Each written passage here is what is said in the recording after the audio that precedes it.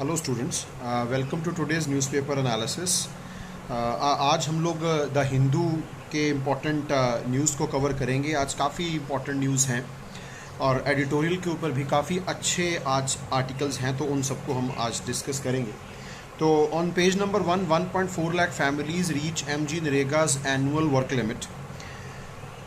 महात्मा Gandhi national rural employment guarantee scheme दुनिया की सबसे बड़ी पुअर और नीडी लोगों को जॉब देने वाली एक गवर्नमेंट ऑफ इंडिया की फ्लैगशिप स्कीम है। और इसमें अभी रिसेंटली ये पता चला है कि जो 100 डेज का वर्क इस स्कीम के तहत दिया जाता है, 1.4 lakh families have already consumed this quota within 3 months of the year, और फर्दर बेनिफिट्स के लिए अभी ये लोग एलिजिबल नहीं होंगे। तो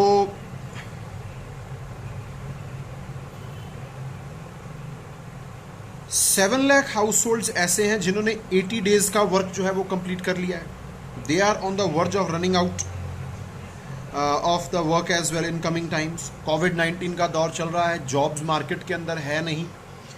तो ये जो न्यूज़ है उसके अंदर ये बताया गया है कि इमिनेंट ज़रूरत है कि जिस तरह से प्रधानमंत्री गरीब कल्याण अन्न योजना को एक्सटेंड किया गया नवंबर तक, उसी तरह 200 डेज पर हाउस होल्ड इंक्रीज किया जाए। इस स्कीम के अंडर जो एश्योर्ड वर्क मिलता है, अनस्किल्ड लोगों को वर्क मिलता है, और काम भी ऐसा है कि जिसके अंदर फॉर्मल ट्रेनिंग की कोई ज़रूरत नहीं होती। MG नरेगा स्कीम के अंदर ही एक प्रोविज़न है जिसमें डिज़ास्टर अफेक्टेड बाय ड्राउट और अदर नेचुरल डिज़ास्टर्स हों तो एक्सपेंशन की जा सकती है 150 डेज ऑफ वर्क पर हाउस होल्ड। तो इनबिल्ट एक मैकेनिज्म है, तो उसको क्यों ना इस समय पर इंक्रीज करके 200 डेज कर दिया जाए। This is what this news article is saying. और इसी के अंदर एक और सजेशन दी गई है कि 200 डेज पर इंडिविजुअल के साथ साथ डेली वेजेस जो हैं वो भी 600 रुपीज़ पर डे कर दिए जाएं, क्योंकि अभी सिर्फ 200 डेज है और सिर्फ 20 रुपीज़ का इंक्रीज़ हुआ है रिसेंट टाइम्स में। तो ऑब्वियसली इसके कारण हमारे देश के एक्सचेकर के ऊपर और ज़्यादा बोझ पड़ सकता है। लेकिन MG नरेगा के पोटेंशियल को अगर हम इस समय इस्तेमाल कर सकें, टैप कर सकें और ज़्यादा से ज़्यादा लोगों को हम इस समय जॉब दे सकें, तो हम एक्सट्रीम पॉवर्टी की तरफ हमारे देश की जनसंख्या कोविड-19 के लॉकडाउन फेज के कारण, slow down of economic activity के कारण जो बढ़ रही है, उसको हम किसी ना किसी तरह से टैकल कर पाएंगे। Then again on page number 1 there is a title head, coronavirus is airborne. It's a bad news. 239 experts warn in letter to WHO. तो WHO में 239 साइंटिस्ट जो कि 32 कंट्रीज से हैं, उन्होंने एक लेटर लिखा जिसमें ये कहा कि कोरोना वायरस खास तौर पर जो क्लोज्ड एरियाज़ हैं जहाँ पर वेंटिलेशन की कमी है, वहाँ पर बहुत लंबे समय तक एयरबॉर्न रह सकता है ड्रॉपलेट्स में। तो WHO को अपनी गाइडलाइंस को बदलना होगा। हो सकता है इंडोर एरियाज़ के अंदर भी मास्क जो हैं वो मैंडेटरी करने पड़े, और नए तरह के फिल्टर्स, अल्ट्रावायलेट लाइट्स का इस्तेमाल जो है करना पड़े। तो इट्स ए वरीसम डेवलपमेंट।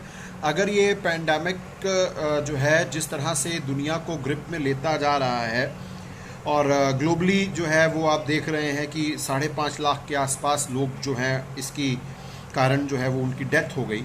तो इस तरह की एक खबर आना कि जिसमें पुअरली वेंटिलेटेड क्राउडेड स्पेसेस के अंदर ये वायरस एयरबॉर्न है, it's not a good news. तो keep following this story, pretty important development. उसके बाद पेज नंबर 7 के ऊपर before the next health crisis, again एक बहुत अच्छा आर्टिकल है, राइटिंग के लिए बहुत अच्छा मटेरियल इसके अंदर मिल सकता है। इसके अंदर बताया गया है कि ग्लोबल वार्मिंग और एयर पॉल्यूशन, इन दो चीज़ों को भी हमें इस समय के ऊपर एड्रेस करना चाहिए। वीक पब्लिक हेल्थ सिस्टम्स जो कि एक्सपोज हुए हैं कोविड-19 के कारण, उनके ऊपर हमें जल्दी से जल्दी काम करना चाहिए। और यहाँ पर कुछ डेटाज दिए गए हैं जिसमें ये बताया गया है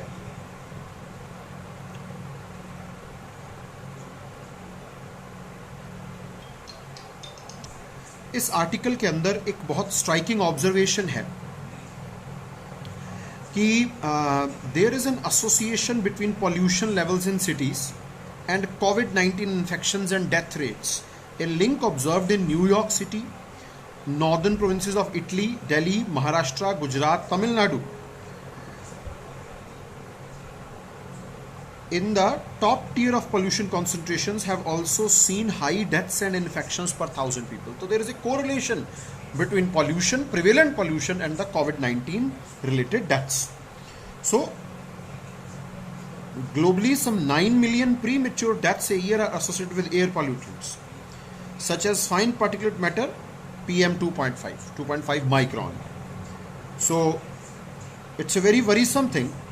इसी के अंदर बताया गया है कि 14 out of world's 20 most polluted cities are in India. तो जब कभी आप लिखें पोल्यूशन के बारे में तो आप इसे मेंशन कर सकते हैं.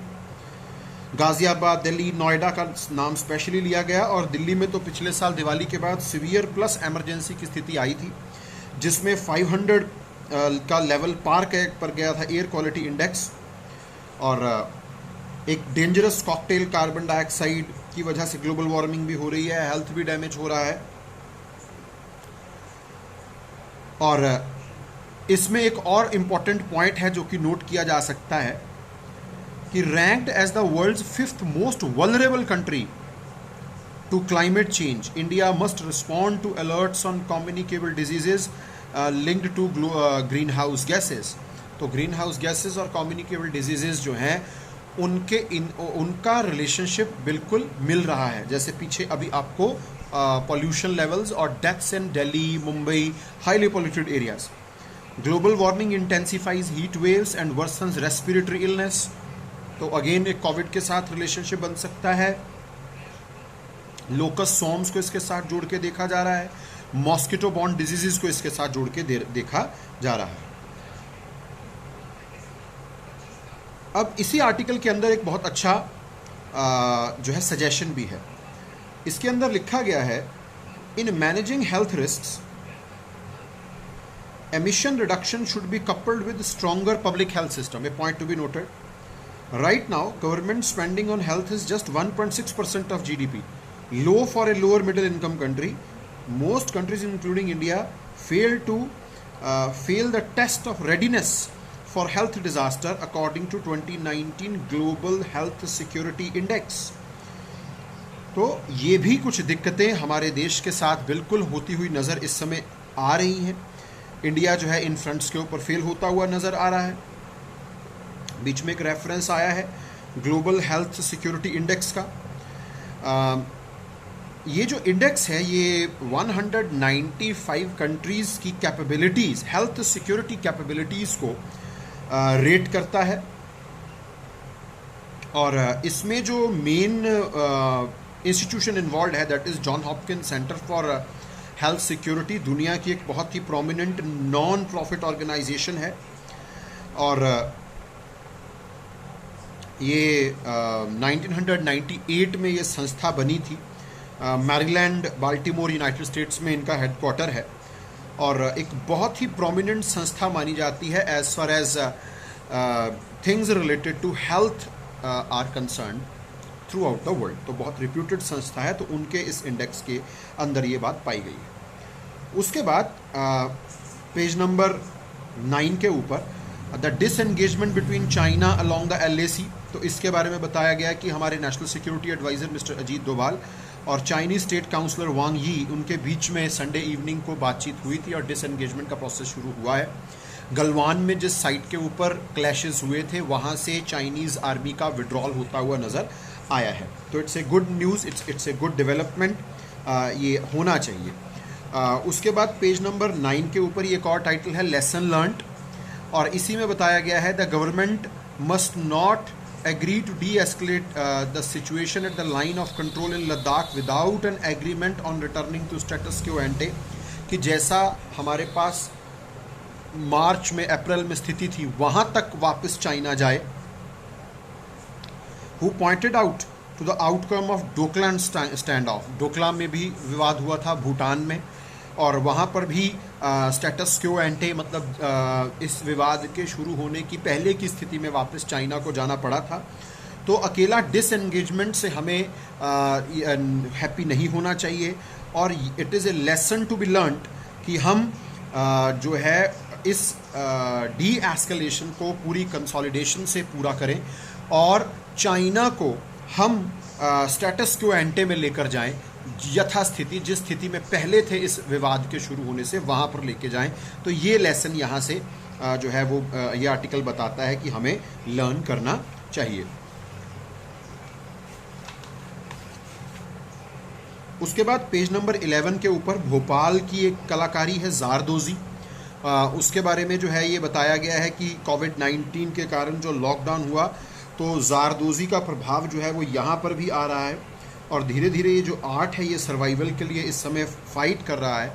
यहाँ पर हमें ज़ारदोज़ी पता होना चाहिए। ज़ारदोज़ी क्या है? ज़ारदोज़ी जो है ये Iran, Iraq, Kuwait, Syria, Turkey, Central Asia, India, Pakistan, इन कंट्रीज़ के अंदर एक बड़ा एज ओल्ड आर्ट है।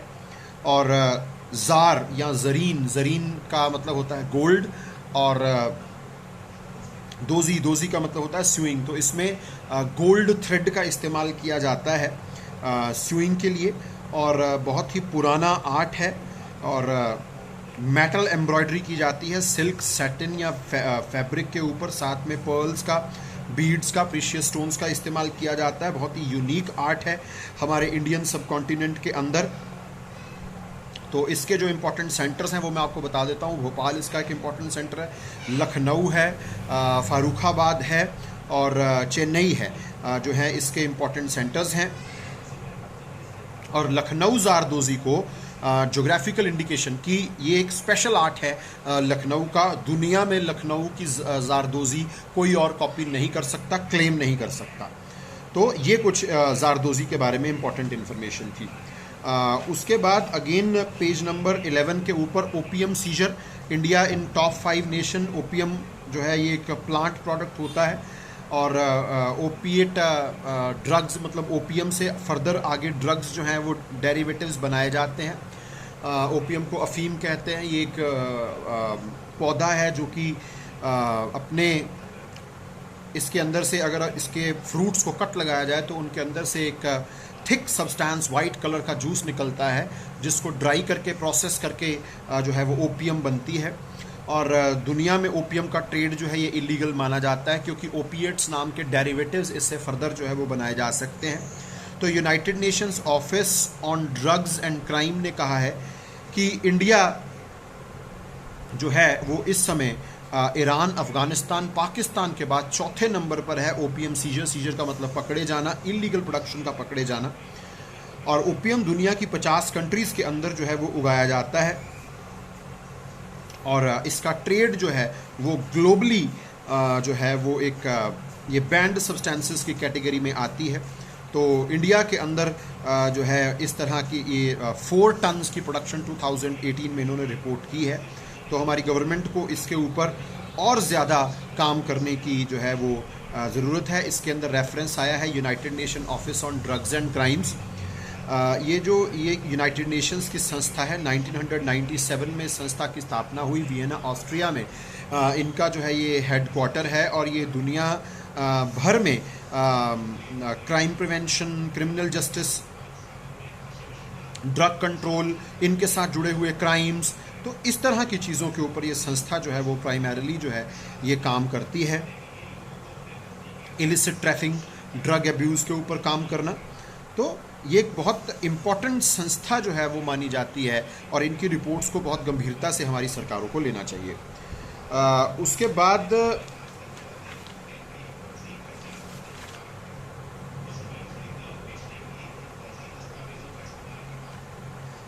पेज नंबर 14 के ऊपर ईरान के अंदर एक न्यूक्लियर साइट है नतान्स।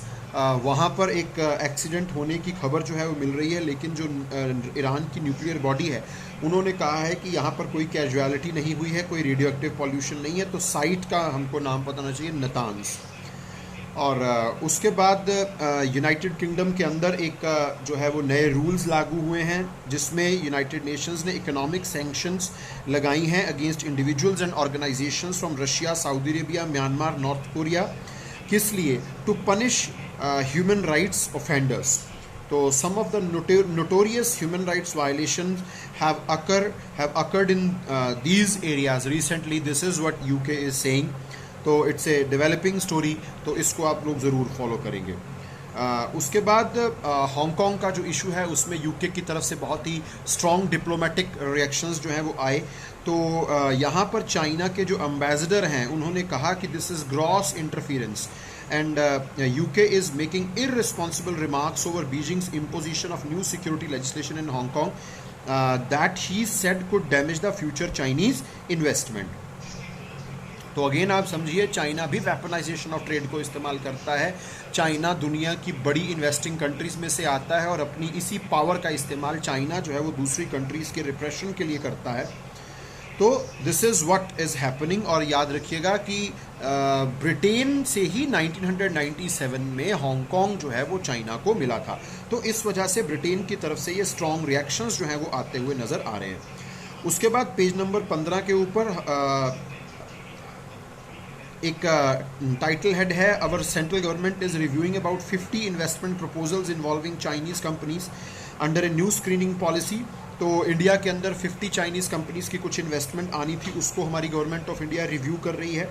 और इस आर्टिकल के अंदर बताया गया है कि गवर्नमेंट ऑफ इंडिया जो कि चाइना की जो मनी माइट है वो इस समय कोविड-19 के हालातों के चलते आप ये कह लीजिए कि वो प्रिडेशन कर रहे हैं इस समय, और अपॉर्चुनिटी का इस्तेमाल करके हमारी जो कुछ वीक कंपनीज़ हैं या जो इस समय इकोनॉमिक स्लो डाउन का शिकार कंपनीज़ हैं उनके अंदर ये लोग इन्वेस्टमेंट्स करके उनको ओवरटेक करना चाहते हैं।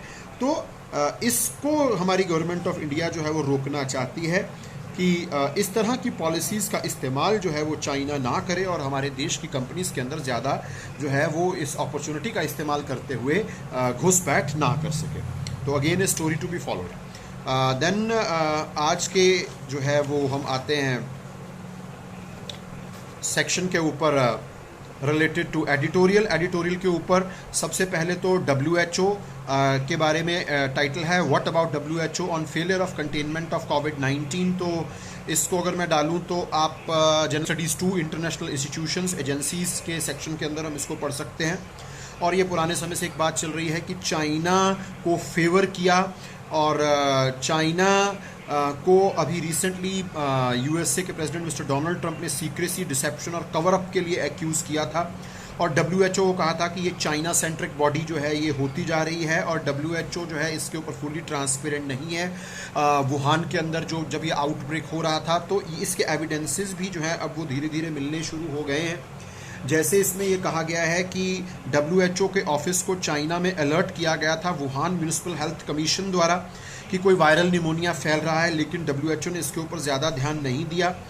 और क्लस्टर ऑफ केसेस के बारे में जनवरी 3 को भी जो है ये चाइना कहता है कि हमने WHO को जो है ये इन्फॉर्म किया, और WHO ये कहता है कि हमने जनवरी 1, जनवरी 2 को रिपीटेडली चाइनीज़ अथॉरिटीज़ से इसके बारे में क्लैरिफिकेशन मांगी थी, उन्होंने नहीं दी। तो WHO की वेबसाइट कहती है कि 2 जनवरी तक इसके कॉज का कुछ पता नहीं था, और नोवल कोरोना वायरस को इवन जनवरी 3 को भी जब इन्होंने डिक्लेयर किया कि न्यूमोनिया के केसेस आ रहे हैं क्लस्टर्स में, कोरोना वायरस के बारे में कोई जानकारी चाइना ने नहीं दी। तो इसी आधार पर ये बात जो है वो चल रही है। और इवन यहाँ पर इसी आर्टिकल के अंदर बताया गया है the world knew of human to human transmission in China only on January 20 and the global body was often kept in dark. और साइंटिफिक एविडेंसेस मिल रहे हैं कि ये आउटब्रेक चाइना में नवंबर में शुरू हो चुका था। और आर्टिकल के अंदर एक बड़ी स्ट्रॉन्ग लाइन है, powerful nations can not be allowed to endanger lives. China ने जो 2002 में SARS severe acute respiratory syndrome हुआ था उसको भी बहुत इररिस्पॉन्सिबिलिटी से हैंडल किया था। तो ओवरऑल कंक्लूजन ये निकल कर आ रही है कि चाइना को थोड़ा सा प्रोएक्टिवली, तो पावरफुल नेशंस को ऐसी चीज़ों को हाइड करने की बजाय थोड़ा प्रोएक्टिवली इनको हैंडल करना चाहिए। और WHO को जो है वो मर्सी ऑफ पावरफुल नेशंस पर नहीं रहना चाहिए और इसको एक ग्लोबल बॉडी की तरह बिहेव करते हुए रेलिवेंट इन्फॉर्मेशन को दुनिया के सामने जल्दी से जल्दी रखना चाहिए। दूसरा है rolling back the induced livelihood shock, बहुत इंपॉर्टेंट आर्टिकल है, इसके अंदर काफ़ी सारी इंपॉर्टेंट इन्फॉर्मेशन दी गई है। और इसके अंदर जो हो रहा है हमारे देश के अंदर, जो गरीबी बढ़ती जा रही है, वल्नरेबल सेक्शंस की ऑक्यूपेशंस जो हैं वो चली गई हैं और लॉकडाउन का प्रभाव अलग अलग इकोनॉमिक कैटेगरीज के ऊपर अलग अलग तरह से आता हुआ इस समय दिख रहा है। और हमें पोटेंशियल पॉलिसी मेजर्स जो हैं, स्नोबॉलिंग, मतलब इसके ये जो क्रॉनिक पॉवर्टी की स्थिति इस समय हमारे देश में बनती हुई नज़र आ रही है, स्नोबॉलिंग को रोकना होगा, मतलब इसके इंक्रीजिंग इम्पैक्ट को रोकना होगा।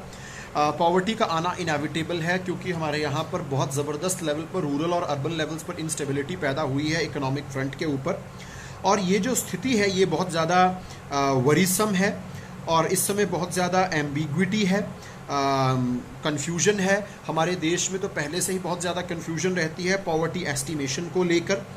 और according to household consumption expenditure reported in periodic labour force survey, about 42% around 56 crore people were officially poor. तो लॉकडाउन से पहले 56 crore people were already below poverty line, और नज़र ये आ रही है कि पॉवर्टी लाइन से ऊपर जो 20% का बैंड, एक नैरो बैंड जिसके अंदर ऐसे लोग जो स्लाइटली अबव पॉवर्टी लाइन थे, अब definitely they are going to be pushed below poverty line. तो ये एक इंपॉर्टेंट डेवलपमेंट है, आप याद रखिएगा। और कुछ लोग ऐसे जो few hundred rupee over the poverty line threshold थे, definitely their income is going to crash and they are going to be below poverty line. तो बहुत सारी मेजॉरिटी जो है वो जोन ऑफ पॉवर्टी और हंगर की तरफ इस समय इंडिया के अंदर बढ़ती हुई डेफिनेटली नज़र आ रही है। और यहाँ पर एक टर्म है बड़ी इंटरेस्टिंग जो जिसके ऊपर एक पोटेंशियल क्वेश्चन भी बनता है, व्हाट इज़ पॉवर्टी डीपनिंग। तो ये पता चला कि 12 crore lockdown induced new poor हैं अर्बन एरियाज़ में, 28 crore lockdown induced new poor पैदा हो गए हैं हमारे रूरल बैकग्राउंड में। तो यहाँ से those who are already poor are going to suffer a further worsening in their quality of life. तो इसको पॉवर्टी डीपनिंग कहा गया है। तो ये सब चीज़ें जो हैं वो इस समय हमारे देश के अंदर जो है वो बहुत ज़बरदस्त तरीके से होती हुई नज़र आ रही हैं और नंबर्स जो हैं वो बढ़ते हुए नज़र आ रहे हैं। और 62 crore 47% people could be pushed to extreme poverty after the lockdown is over. और इसी आर्टिकल के अंदर ये भी बताया गया है कि स्टेट्स का जो रिस्पांस रहा वो इनएडिक्वेट है, पुअरली कंसीव्ड है। और एमजी नरेगा का जो 20 रुपए का इंक्रीज था 182 से 182 से 202, वो बिल्कुल मिनिमल है। इसी तरह एमजी नरेगा को रिवैम्प करने की बात इसके अंदर बताई गई है। और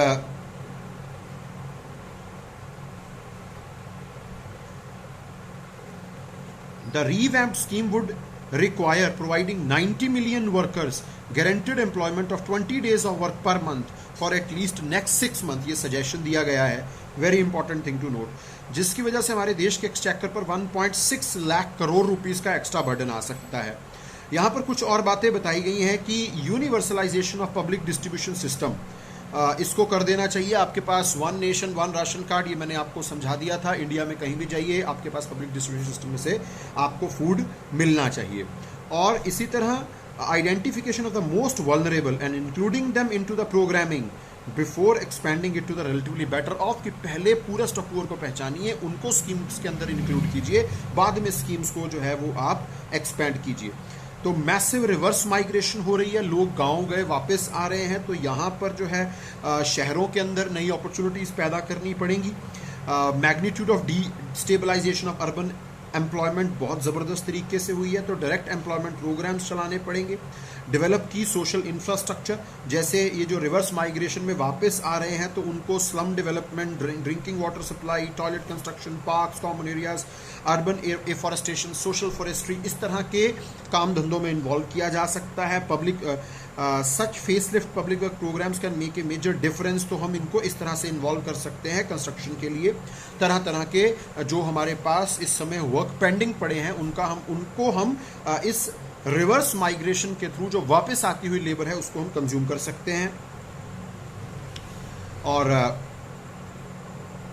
एमएसएमई को रिवाइवल करने के लिए, यहाँ स्मॉल एंड मीडियम एंटरप्राइज को रिवाइव करने के लिए इनडायरेक्टली हम इनका इस्तेमाल कर सकते हैं। एम्प्लॉयर कॉन्ट्रैक्टर फैसिलिटेटेड प्रोग्राम ये चलाए जा सकते हैं। और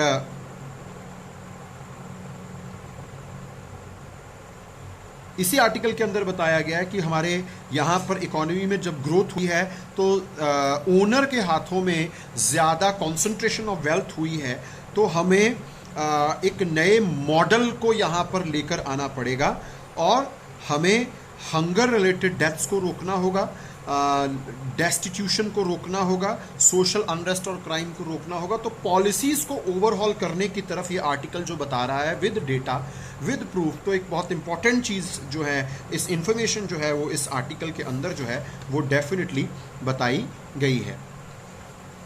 तो this was from today's Hindu editorial. These are the two relevantly important articles which I found. So I hope आप लोगों को ये इन्फॉर्मेशन जो है वो अच्छी लग रही होगी। अगर आपके मन में कोई डाउट्स हैं, कोई भी आपके पास क्वेश्चंस होते हैं, आप ग्रुप के अंदर उनको जो है वो ड्रॉप कर दिया कीजिए। तो I'll try to answer as much as I can. Thanks a lot. Stay safe. Stay inside. Have a good day.